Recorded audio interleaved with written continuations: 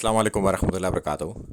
آج ہم بات کریں گے قرآن حکیم کی اصل دعوت توحید سے متعلق، یعنی کہ عبادت صرف اللہ ہی کی، اور دعا ایک اعلیٰ ترین عبادت ہے،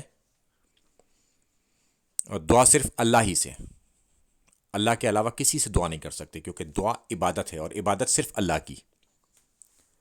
اللہ تعالیٰ فرماتا ہے چیپٹر 5 آیت نمبر 75، مسیح ابن مریم یعنی کہ عیسیٰ علیہ السلام کو ایڈریس کیا جا رہا ہے، سوائے پیغمبر ہونے کے اور کچھ بھی نہیں، کہ عیسیٰ علیہ السلام اور ان کی ماں سے متعلق جو دنیا میں شرک کیا گیا ہے، سب سے زیادہ دنیا میں جو آبادی ہے جس مذہب کی، وہ ہیں عیسائی، وہ ان دونوں کے نام پر شرک کرتے ہیں۔ تو اللہ تعالیٰ بتانا چاہ رہا ہے کہ یہ ایک پیغمبر ہیں، اس کے سوا کچھ نہیں۔ پھر اللہ تعالیٰ فرماتا ہے اس سے پہلے بھی بہت سے پیغمبر ہو چکے ہیں، یعنی کہ یہ اکیلے ہی پیغمبر نہیں ہیں، ان سے پہلے بھی پیغمبر آئے ہیں۔ اور ان کی والدہ سے متعلق پھر اللہ تعالیٰ فرماتا ہے، جن پر یہودی بہتان لگاتے تھے کیونکہ وہ بغیر باپ کے پیدا ہوئے تھے۔ جب اللہ تعالیٰ آدم علیہ السلام کو بغیر ماں باپ کے پیدا کر سکتا ہے تو کیا بڑی بات ہے کہ بغیر باپ کے بھی پیدا کر سکتا ہے۔ یہودی اس بات کو جانتے تھے مگر ماننے کو تیار نہیں تھے۔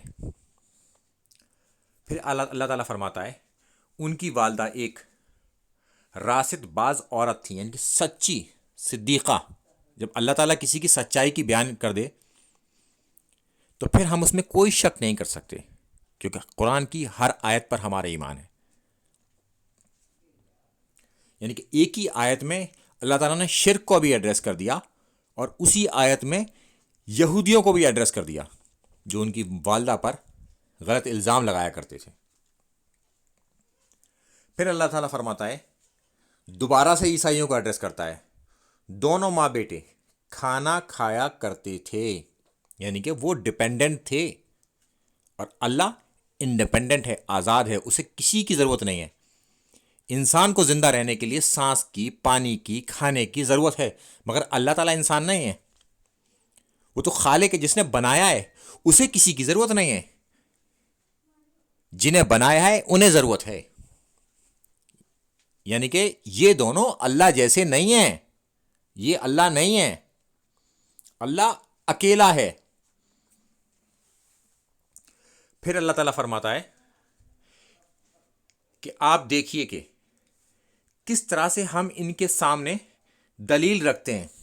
کیا زبردست انداز ہے، ایک ہی آیت میں بار بار اللہ تعالیٰ موضوع کو بدل کر ہر طرح سے ایڈریس کر رہا ہے، کبھی یہودیوں کو، کبھی عیسائیوں کو، کبھی ان کی ماں کے بارے میں بتاتا ہے کہ صدیقہ ہیں، کبھی عیسیٰ علیہ السلام کے بارے میں بتاتا ہے پیغمبر ہے، ان سے بھی آگے پیغمبر آ چکے ہیں۔ تو کس طریقے سے اللہ تعالیٰ دلیل رکھتا ہے، اور پھر غور کیجئے کہ کس طرح وہ پھر جاتے ہیں، مگر یہ لوگ مانیں گے نہیں، یہ مانتے نہیں ہیں کیونکہ ان کے دل ہی ٹیڑھے ہو چکے ہیں۔ پھر اللہ تعالیٰ اگلی آیت میں سمجھاتا ہے چیپٹر 5 آیت نمبر 76، کہ آپ کہہ دیجئے کہ تم اللہ کے سوا ان کی عبادت کرتے ہو جو تمہیں نہ تو کوئی نقصان پہنچا سکتے اور نہ ہی کوئی فائدہ، نہ وہ نفع کے مالک ہیں نہ کسی فائدے کے مالک ہیں، ہر چیز کا مالک اللہ ہی ہے۔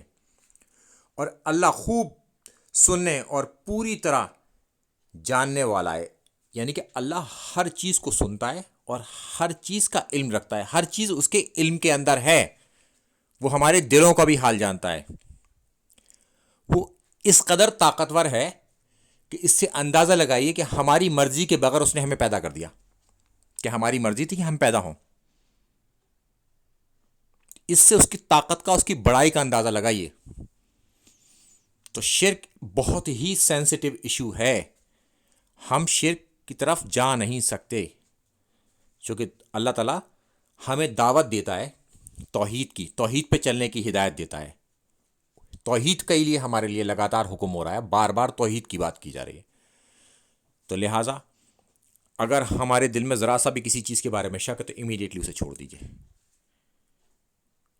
جس سے ایسا لگتا ہے کہ یہاں پر شرک ہو رہا ہے یا ہو سکتا ہے، تو اس سے دوری اختیار کر لیجئے، چونکہ شرک بہت ہی خطرناک ہے، یہ جہنم تک لے کے جائے گا۔ اللہ ہمیں اور آپ کو توحیدی بنائے، توحید کے راستے پر چلنا آسان کرے ہمارے لیے۔ السلام علیکم ورحمۃ اللہ وبرکاتہ۔